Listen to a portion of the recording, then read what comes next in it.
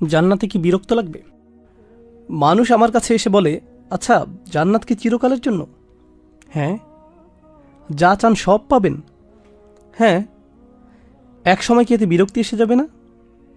আমি কি জান্নাত ছাড়া আর কোথাও যেতে পারবো না?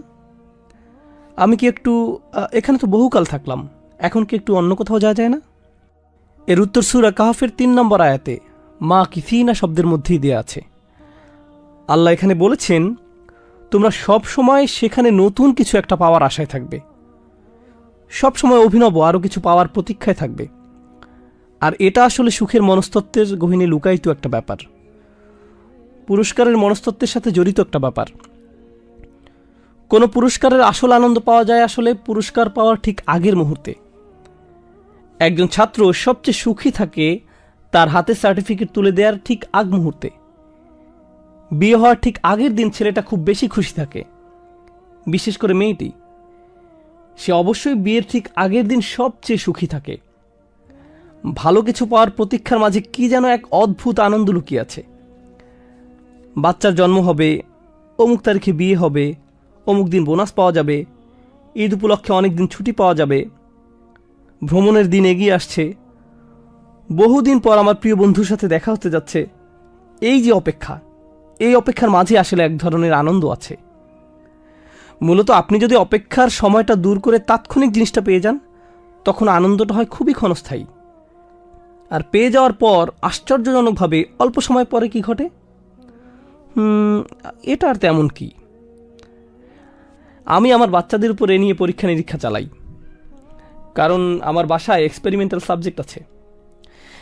একবার নিউ ইয়র্কে মুসলিম স্টুডেন্ট অ্যাসোসিয়েশনের এক প্রোগ্রাম শেষ করার পর তারা আমাকে কিছু সম্মানই দিতে চাইল। বললাম, এমএসএ থেকে আমি কোনো সম্মানই নেই না, সরি। তারা বলল, আপনাকে কিছু একটা নিতেই হবে। তখন বললাম, ঠিক আছে, তাহলে আমার বাচ্চাদের জন্য বিশাল এক বক্স লেগো নিয়ে আসেন। তো তারা আমাকে বিশাল 2 বক্স লেগো দিল। বাসায় এনে আমি সেগুলো শেলফে রাখলাম।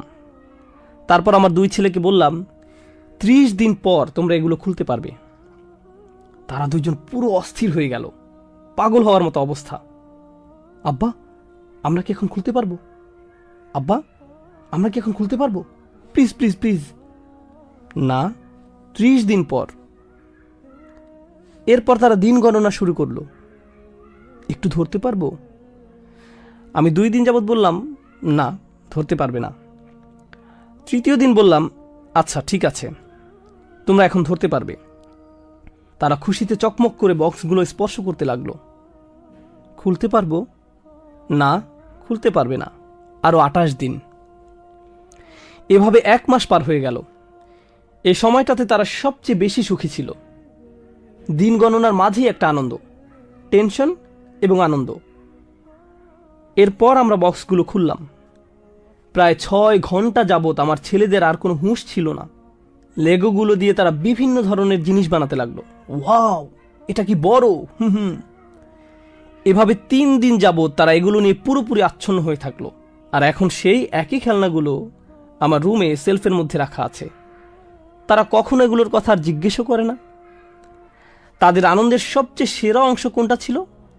অপেক্ষার মুহূর্তটা, প্রত্যাশার সময়টা। সেই ছোটকাল থেকে এখন পর্যন্ত আমরা সবাই এরকম। এটা হলো দুনিয়ার প্রতীক্ষা। আর আল্লাহ বলছেন, পরকালের প্রতীক্ষাটা যে আরো কত আনন্দের তোমরা তা কল্পনাও করতে পারবে না। জান্নাতের প্রতিটি আনন্দ টেকসই। দিন দিন আনন্দের মাত্রা শুধু বাড়তেই থাকবে, বাড়তেই থাকবে আর বাড়তেই থাকবে। জান্নাতের ফল ফলাদি খেতে খেতে কখনো একঘেয়েমি এসে যাবে না। জান্নাতের পানীয় পানেও কখনো বিরক্তি এসে যাবে না, কারণ এগুলো কখনো একরকম থাকবে না। সব সময় আগের বারের চেয়ে উত্তম হবে। আবার খেলে আগের চেয়ে সুস্বাদু লাগবে। দুনিয়াতে সব কিছুর একটা সীমা আছে, একটা পর্যায়ে আসার পর আর ভাল লাগে না। কিন্তু জান্নাতে প্রতিটি আনন্দ সব সময় বৃদ্ধি পেতে থাকবে। এটাই হলো মা কিসিন।